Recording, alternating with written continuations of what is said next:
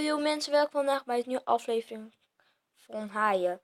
Ik heb bedacht een Haaien aflevering te doen. Dat zal heel awesome zijn. Dan ga ik dat doen. Even dit.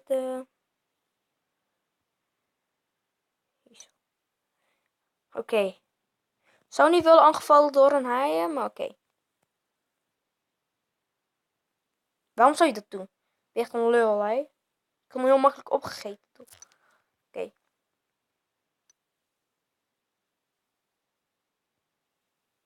Oké, ik ga dit kijken. Oké, dit. Oh, je kunt. Oh, wauw. Oh, je kan hem. Hey. Ja, mensen was. Ja. Oh my. Oké, we zijn begonnen. Oké, groter.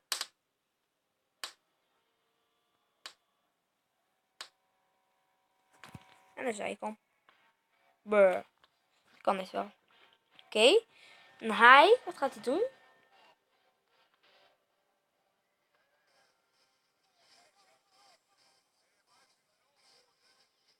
Oh my god. Ze zijn sowieso neer. Ze zijn neer. Ze gaan nog foto's ook doen, hé? Weet je hoe erg is dat? Kan je makkelijk dood van gaan?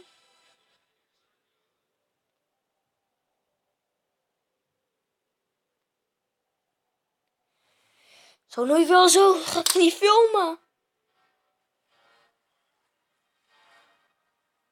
Ik ga gewoon gas geven, ja. Oké. Dat was helemaal niks, maar oké.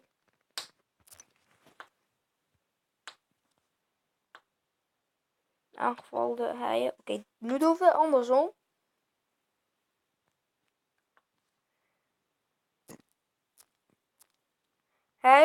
Haaien en aanval. Oh, dubbel L en E en erachter. Zou niet willen zijn. Oké. Oh my god, die monster voet zijn weg. Oké. Door een haai denk ik.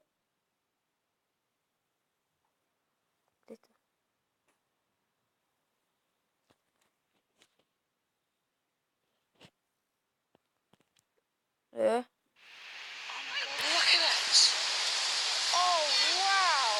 Normaal gesproken is dit stukje zee in Nieuw-Zeeland populair onder zwemmers en vissers. Maar zo af en toe komen er ook andere gasten. Zo legde een voorbijganger een heus gevecht tussen een orka en een groep haaien vast. En tot de grote verbazing van de makers van het filmpje kwam de orka als winnaar uit de bus. Oh my goodness! Een van de haaien was zelfs zo bang dat hij te dicht naar de kant zwom en aanspoelde. Volgens wetenschappers is het waarschijnlijk dat er nog meer orka's in de buurt waren, omdat de roofdieren veelal in groepsvorm jagen. Ik ga nooit daar meer. Ik ga nooit daar. Ben ik ook niet geweest, maar ik ga nooit daar. Ik ga even dit kijken. Dat is ook leuk in de YouTube te zien. Now finished with their meal, the orcas turned to entertaining the whale watchers. We had been alerted that they'd Weet je hoe already killed a gevaarlijk sea is lion, dat, hè? but we Kom didn't see je the sea hele lion lucht floating mee. at the surface. Ik heb gehoord, de haaien kan je gewoon helemaal opeten. Helemaal gewoon. Met je poten, helemaal. The tourists on board think it's a mother whale with her calf. Gaat hij nog aanvallen? Season, that is precisely what came to mind. Nee, dat is zo'n aardige haai. It slid along the side of the boat, so it was hugging the boat very close, moving from bow toward the stern, but then about... Wat is dit? Dit denk ik nep is, of niet? Wat is zo vaak hier?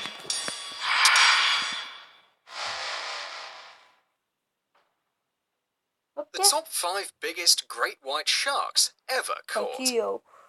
Hij is The helemaal Guinness Book of World Records listed 2 great white sharks as the largest individuals. In the 1870s, a 10.9 meter or 36-foot great white captured in southern Australian waters near Port Fairy, and an 11.3 meter or 37 feet shark trapped in a herring weir in New Brunswick, Canada in the 1930s. Some researchers question these measurements reliability, noting they were much larger than any other accurately reported Oh my sighting. god, die wil ik heel graag zien. 10 unbelievable shark attacks. Number 10. Shark Fight. Wat een lul ben ik nou alweer. The Uncle of the Year award had to go to Vance Flanzier in 2001 when he battled a shark in order to retrieve his nephew's arm from his stomach after it had been bitten off in an attack. 8-year-old Jesse Arbogast was paddling in the shallow waters off the coast of Florida when a shark took off his right arm and left deep gashes in his legs. He was rescued from the sea and his family embarked on a dramatic rescue operation in a desperate bid to keep him alive. By the time an ambulance had arrived to take him to hospital, almost all the blood had drained from his body. But rather than leave Jesse's fate to the hands of doctors, his uncle returned to the sea and wrestled the shark onto the beach, where a park ranger shot it dead. Slitting the shark's throat, his uncle was able to retrieve the boy's missing arm before it was put on ice and rushed to hospital. After a grueling 12-hour surgery, young Jesse Arbogast was reunited with his arm and somehow made a miraculous recovery. Number 9. Document that. An unnamed documentary crew were accused of risking public safety after a great white shark killed a surfer. Oh my Film god, crew had been throwing fish pots into the sea in an attempt to attract sharks to their boats off the coast of South Africa's False Bay. However, just a few days later, champion surfer David Lillienfield was dragged underwater and had his right leg torn off by a great white shark that had swum into the area. Unable to reach him until the shark had swum away, his brother watched in horror as the water turned red around him. Lillienfield's body was eventually brought onto shore, but he was already dead by the time paramedics arrived. In the aftermath of the tragic death, scientific experts as well as members of the community expressed concern that the film crew had led sharks into the area. While South Africa's government denied that the documentary makers were responsible, they revoked the crew's filming permit to pacify the public. Geen flauw idee waarom zou je dat doen. Number 8. Oké, Jaws, the dan true gaan we story. dit video helemaal afmaken, oké? Dan gaan we Even though sharks kill an average of 5 helemaal people a year, afmaken. they're considered to be one of the Dan gaan we most de video threatening afsluiten. creatures lurking under the sea. 100 years ago, people didn't even believe they were a threat. That all changed one fateful fortnight when a string of shark attacks occurred in the Jersey Shore, USA. These incidents cemented the image of sharks as the scariest mofos in the ocean. The first attack occurred on July 1st, 1916. Charles Van Sant was taking an innocent dip in the Atlantic Ocean when the beach was suddenly drowned by the sound of his screams. By the time he was rescued, his body had been mortally wounded.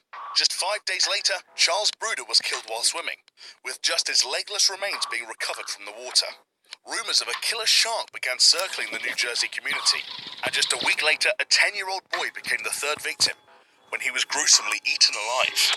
Soon after that, a local tailor entered the creek to search for the boy's body, but he ended up swimming straight into the jaws of the shark, dying in the attack. After 4 fatalities, the infamous shark was eventually hunted down, and his stomach was split open, spilling out human remains. Number 7. Side by Side. Friends Zimmerman and Randy were swimming side by side, prying seashells off the rocks of the American Mendocino coast when they felt a fast movement in the water. Something was making a whooshing sound like a submarine. After being brushed by what felt like a large creature, Zimmerman spun around to see his friend being swept up by a shark, leaving nothing but a pool of red behind him. Unable to help his friend, Zimmerman swam to safety. Randy's decapitated body was found a few days later, identified only by the custom wetsuit he was wearing. Number 6. Don't call it a comeback.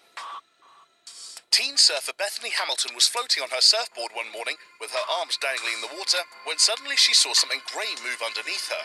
Before she knew what had happened, the water turned bright red and her left arm was missing. Hamilton was rushed to the shore, where her friend's dad worked to stop her stump from bleeding. She was driven to the hospital, but by the time she'd arrived, she'd already lost 60% of her blood and had gone into shock. Despite the trauma of the incident, Hamilton made a remarkable recovery and returned to the sea just a month later, teaching herself to surf with only one arm. Thankfully, by the time Hamilton got back to surfing, local fishermen had caught the responsible tiger shark, which still had debris from Hamilton's surfboard lining its mouth. Number 5. The Bodyguard.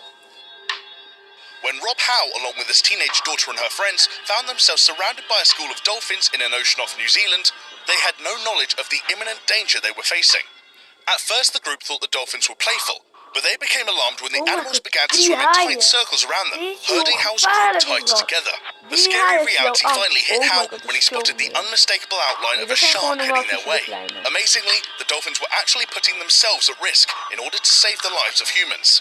The dolphins swam with the humans for 40 minutes as the group safely made their way to shore, with the shadow of the shark following them the whole way. Number 4. Hunger for Gore. In 1984, 28-year-old Omar Congo was in the sea near the US Pacific coast with his friend Chris Rem when a massive shark rose up and grabbed him from behind. He was shaken violently before being dragged underwater. The shark eventually resurfaced, releasing Congo and swimming straight for Rem in an attempt to kill a second victim. Incredibly, Rem acted fast and pulled his friend into a raft before escaping back to shore. Unfortunately, although Congo was breathing while on the raft, his massive wounds meant that he had bled to death by the time emergency teams had arrived. Number 3. Australia attacks. In what is known as one of Australia's most devastating shark attacks, in 1985, mother Shirley Ann Durden was diving for scalps near Australia's Peak Bay when a great white shark suddenly attacked her. Measuring more than 6 meters long, the shark tore Durden in half in just one strike, while her husband and 4 children watched on in horror. By the time rescuers arrived on the scene, all that remained was Durden's headless torso floating in the water. But it wasn't long before the shark returned, and devoured that too. Number 2. Into the air. Robert Pamperin and Gerald Lira were enjoying a day on the beach when they headed to the sea for a spot of free diving, while their girlfriend stayed ashore to sunbathe. With just masks, fins and snorkels, the men headed 12 meters deep and slowly drifted apart as they explored. Lira was near the sea floor when he noticed a dark shadow cross his path. He followed the shadow and saw the large white underside of a shark, but it swiftly disappeared into the distance.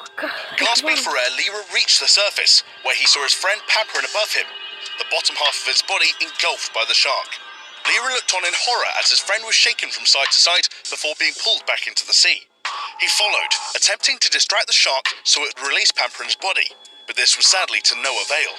He could only watch as his friend disappeared into the shark's mouth behind a cloud of crimson waves, never to be seen again. Number 1. They came for the living. You know the film Open Water? The one where a couple are left treading water for days because their diving group left without them? Well, imagine how much scarier that story would be if you added in a few Japanese torpedoes and sharks. That's exactly what happened in 1945 to a Navy crew travelling on the USS Indianapolis, in what can only be described as a series of unfortunate circumstances.